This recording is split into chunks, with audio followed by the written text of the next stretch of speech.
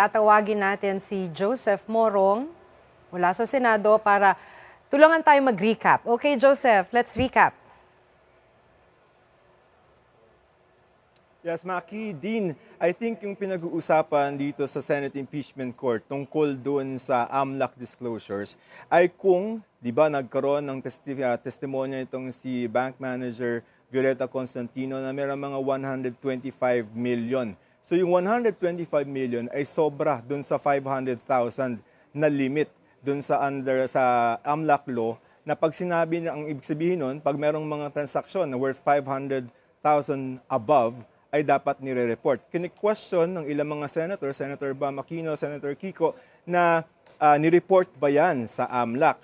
Siyempre, hindi masasagot yan nitong si Ginang Constantino or Miss Constantino dahil covered siya ng AMLAC. At sabi nga nitong CPO Presiding Officer Chis Escudero ay buti hindi mo sinagot kasi yung mga bank officers, hindi sila or pinagbabawalan sila na magsabi kung ano yung ginawa nila doon sa mga transaksyon na 125 million, whether they reported it to AMLAC or not. So yun yung issue doon. Ngayon, ang question, na-pick up ko kay Dean, parang question ni Senator Lacson, kung confidential funds to, bakit parang regular yung withdrawal? Ang pagkakaalam nitong si Senator Lacson, pagka confidential funds for, halimbawa, surveillance activities, per need basis, di ba? Parang kung kailangan, tsaka mag-withdraw. But let's see kung ano yung mga dates ng mga withdrawals. This is between 2022 to 2023. December 20, 2022, withdraw, same day. Next month, January 31, 2023, withdraw February 6, 2023.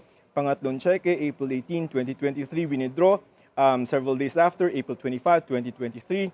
July 13, 2023, withdraw July 14. So, at least 7 or 8 months na withdrawal, totaling 500 million. Ito na, Maki, yung kalahati na bahagi noong Article 1 tungkol sa alleged misuse and misappropriation. Ito na yung 500 million na pera, na confidential funds ng Office of the Vice President na ipapakita ng prosecution na ayon sa prosecution ay hindi ginamit ng wasto. So, na-mention na, yung mga pera ay cash, kaya nga sabi nitong si Ginang Constantino, unusual and first time in her life, in her 32 years in the banking industry na maka-encounter ng withdrawal ng 125 million. Ang pinakamalaking natatandaan niya ay 500,000. Pero ayon naman doon sa mga pagtatanong ng mga bilang sagot niya doon sa pagtatanong ng ilang mga senador, hindi naman suspicious and nothing illegal in the encashment. Tapos, so far yon, napointan nyo na kanina from the questioning of Senator Risa, ask if the Vice President herself authorized the withdrawal.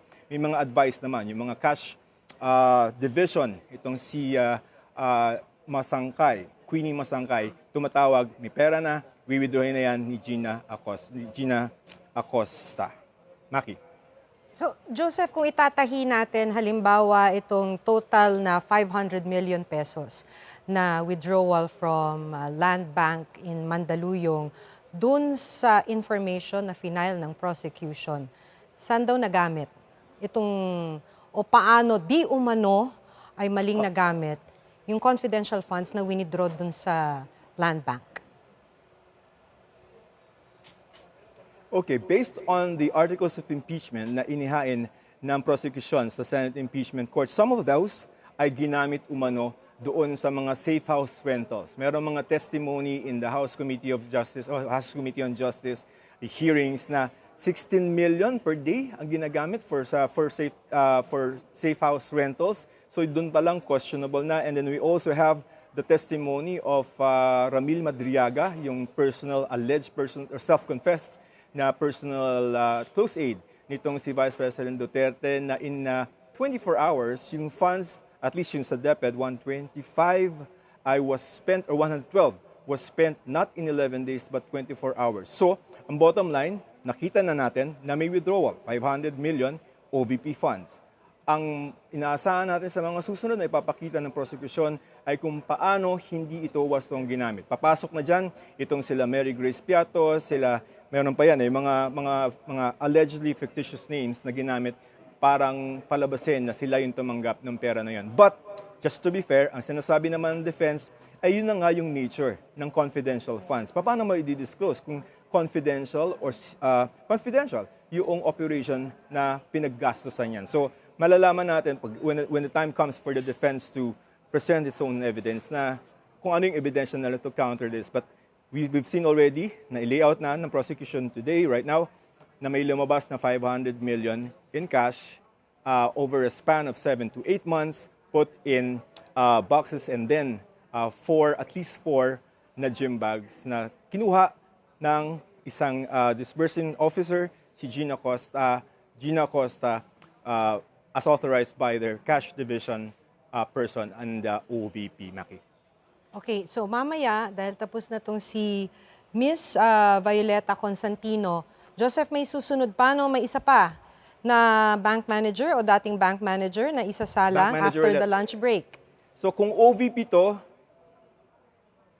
malamang DepEd yung kasunod na withdrawal ng pera. So we're talking about maybe 112.5 million of DepEd. So ililay mo muna yung premise. May hindi ginamit na wasto ng pera, magkano?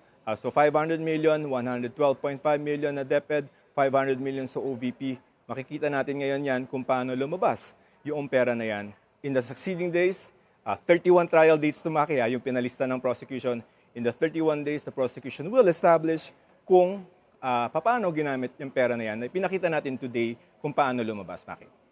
Okay, so may iba naman ako. Kumusta dyan ngayon sa Senate? Nasaan na itong mga prosecution team and defense team and our witnesses right now? Yung mga witnesses, may isang holding room lang yan.